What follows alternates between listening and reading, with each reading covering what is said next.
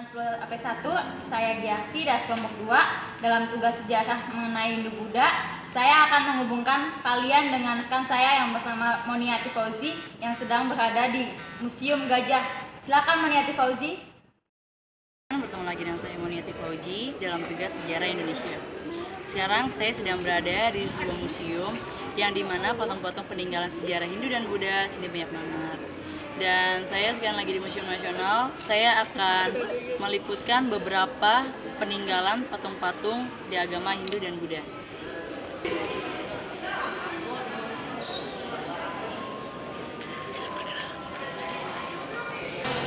Ya, di samping saya juga ada sebuah patung Ganesha.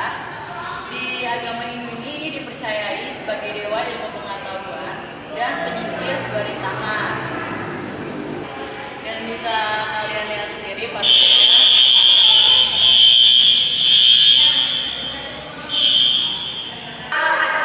Dan patung yang kedua ini peninggalan di agama Hindu dan Buddha. Dan pada agama Hindu dan Buddha, patung ini juga dipercayain sebagai dewa pencipta. Ciri utama pengarcaannya adalah berkepala 4. Dan bisa kalian lihat sendiri patungnya. Dan patung selanjutnya ini adalah patung Bhairawa Buddha. Diperkirakan sebagai perwujudan Aditya Warma, seorang bangsawan Majapahit keturunan Melayu yang kemudian menjadi raja di Sumatera. Dan bisa kalian lihat sendiri patungnya.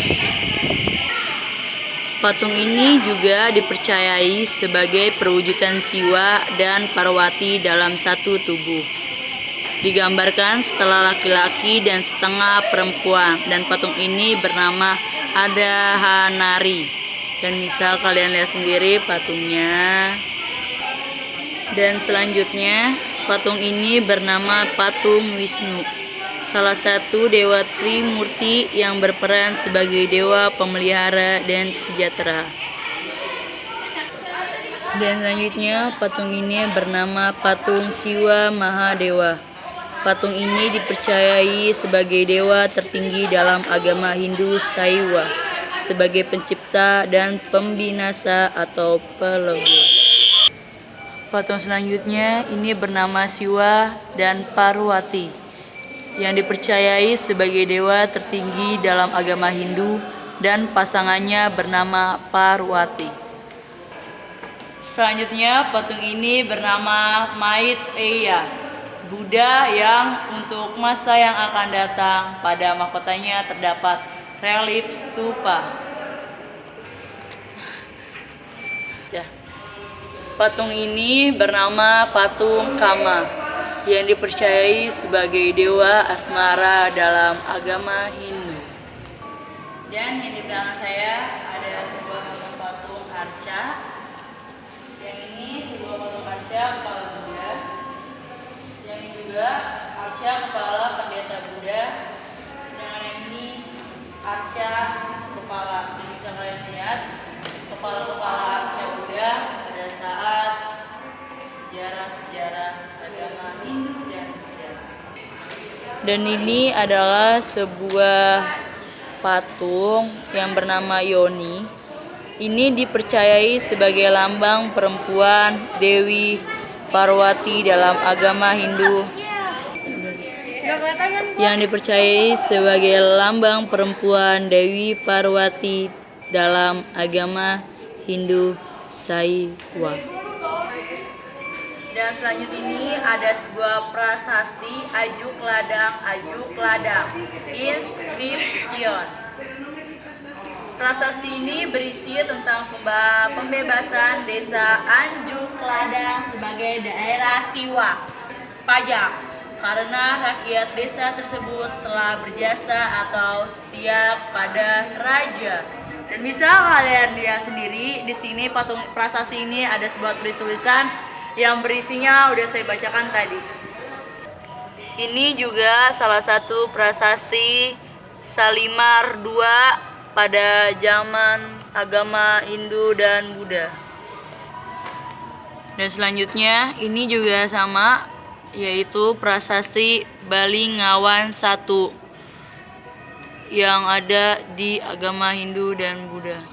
Shyamatara, pengiring Amagapasa Avalokiteswara yang bersifat tenang atau santai. Ia merupakan prasna atau pasangan Amitabha Avalokiteswara.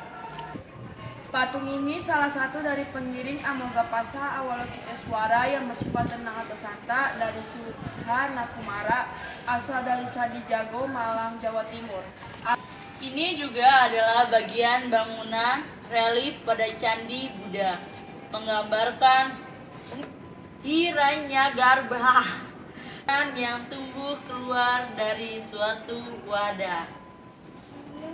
Dan patung ini bernama Garuda, hewan mitos dalam agama Hindu dan sebagai wahana atau kendaraan Dewa Wisnu.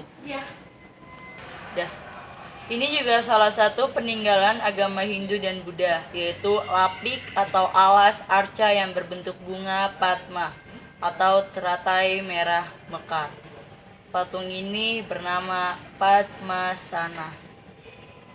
Ini juga salah satu peninggalan agama Hindu. Lingga yang diberi hiasan satu wajah Siwa. Patung ini bernama Eka Mukha Lingga. Dan bisa kalian lihat hiasan satu wajah Siwa.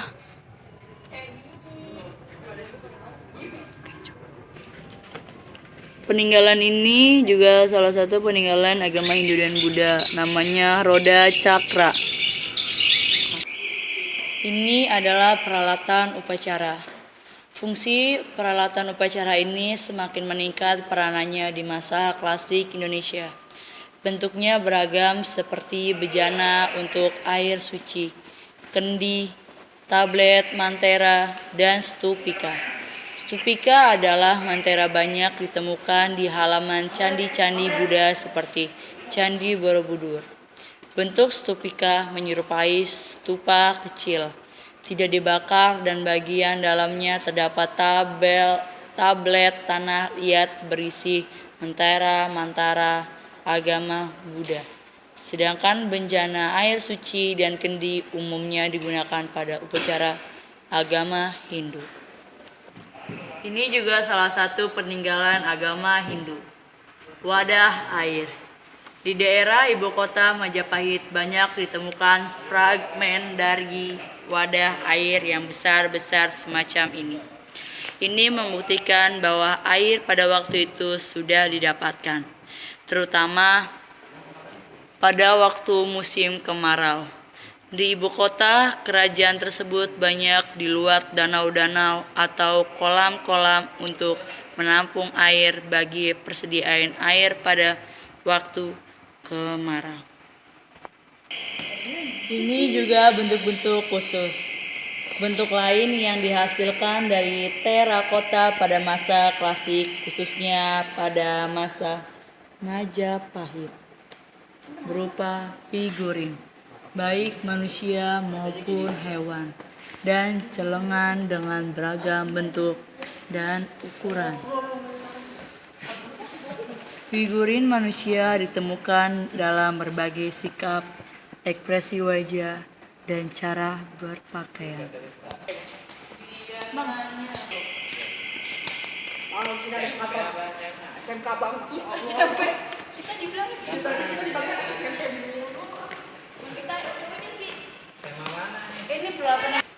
Ini juga peninggalan pada zaman hidup Buddha, unsur bangunan. Penggunaan terakota pada masa klasik Indonesia semakin luas.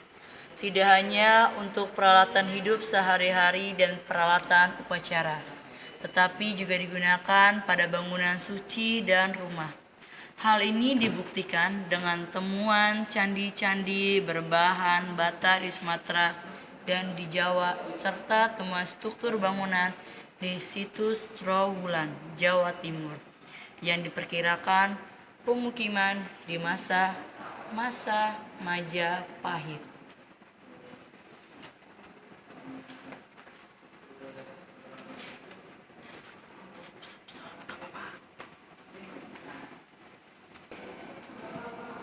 Ini juga terdapat celengan, adalah sebuah peninggalan di agama Hindu dan Buddha.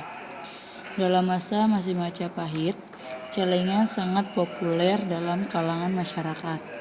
Mereka menabung dalam celengan semacam ini yang dibuat dari tanah liat bakar. Tentu ada pula celengan yang dibuat dari bahan lain, seperti bambu atau kayu.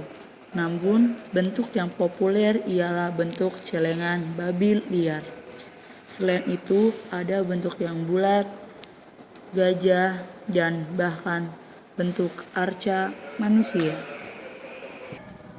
Ini juga salah satu wahana atau kendaraan Dewa Siwa yang berbentuk lembu jantan. Ini bernama Nandi. Ini juga arca kancil yang dipercaya sebagai wahana atau kendaraan Dewa Siwa. Ini juga patung candi yang bernama miniatur Chaitya. Ini adalah 3 contoh peninggalan agama Hindu, yaitu Rasa Sri Mula Warma. Kubur batu ini merupakan salah satu bentuk dari bangunan masa megalitik. Fungsinya sebagai wadah seseorang yang meninggal pada waktu dikuburkan. Penggunaan sarkofagus hanya diperuntukkan bagi orang-orang yang memiliki status sosial tinggi dalam masyarakat atau seseorang yang dituakan atau dihormati. Ini ada beberapa koleksi patung-patung arca menhir. Ada beberapa arca-arca yang dari peninggalan agama Hindu Buddha. Ini adalah salah satu arca Polinesia. Ini melambangkan patung nenek moyang. Ini adalah salah satu arca Polinesia. Arca ini melambangkan sebagai penjaga pintu masuk. Ini adalah salah satu arca yang bernama arca unfinished. Arca yang belum selesai. Arca ini memang sengaja tidak diselesaikan. Kemungkinan mempunyai maksud tertentu. Ini juga salah satu arca unfinished, acara yang belum selesai. Ini adalah peninggalan agama Hindu. Ini adalah sebuah hiasan yang diletakkan di bagian tengah atas pintu masuk candi Hindu Buddha. Hiasan ini bernama hiasan Kala. Ini adalah salah satu bagian bangunan, kemudian kemungkinan alas tiang berhiaskan relief Arjuna Wiwaha. Nandi yang dipercaya sebagai wahana kendaraan Dewa Siwa yang berwujud lembu jantan. Ini adalah salah satu peninggalan agama Hindu Buddha.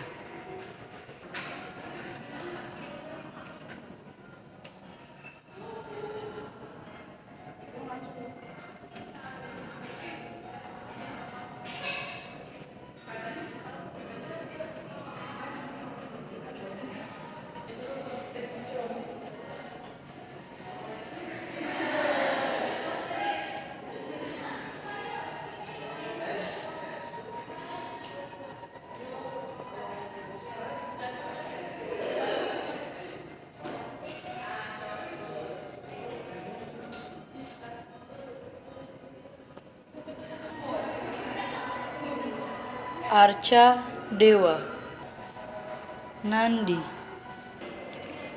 Arca Dewa Dewi.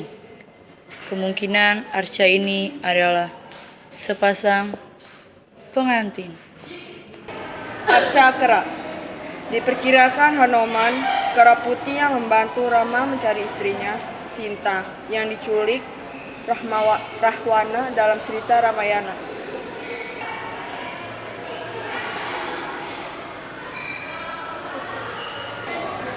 Ini adalah patung Kili. yang dipercaya sebagai pendeta perempuan dalam agama Hindu. Ini adalah arca kera yang mendukung naga. Salah bang. Kagak tahu gue. Yang katanya.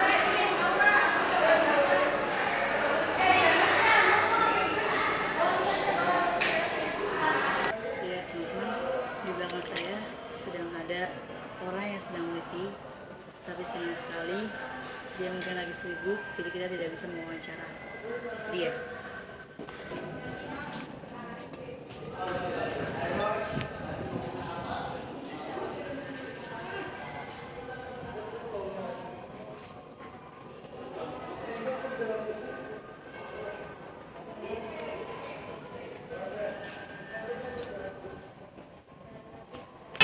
Ya teman-teman, saya sekarang ada di samping pengunjung. Ya, kalian boleh lihat. Oke, ibu menjawabnya. Kalau saya boleh tahu nama ibu siapa ya? Nurul Fitriani Oh iya, tujuan ibu dari sekolah mana? dari SMP Abdi Negara di Bekasi. Dari Bekasi, lumayan jauh ya. Siapa? Ibu tujuan ibu di sini kalau saya boleh tahu apa ya? Ini kan dari tugas dari kurikulum ya. Nah, itu ada namanya belajar di luar sekolah gitu. Jadi itu tuntutan dari kurikulum sendiri. Gitu. Jadi ini kita bawa anak-anak dari untuk belajar di luar sekolah. Perbedaannya. Ibu tahu nggak tentang agama sejarah agama Hindu kita ibu?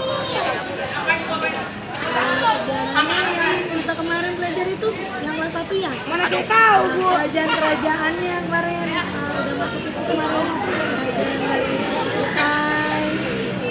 Tadi bahasa kan apa yang Kutai dan Buddha. Bu makasih ya atas waktunya. Oke teman-teman, cukup semua liputan saya. Saya perwakilan dari saya, nama saya Moniati Fauzi. Liputan saya dalam tugas sejarah Indonesia. Terima kasih. Oke teman-teman, 10+1 selesai juga tugas sejarah Indonesia yang kami liputi. Yang tadi kalian lihat ada patung-patung peninggalan sejarah Buddha. Terus kita udah wawancara. Cukup sudah tugas kami. Kami dari kelompok 2 mohon maaf apabila ada perkataan-perkataan yang agak berlibat dan juga kami juga belajar.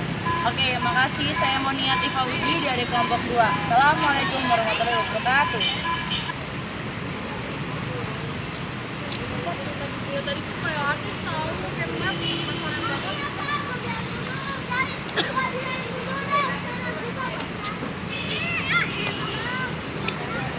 Kita foto-fotonya di rumah si Gea aja, dan di sini lah ribet tahu di rame. Tadi kok sama anak SMP. Lu ngajak-ngajak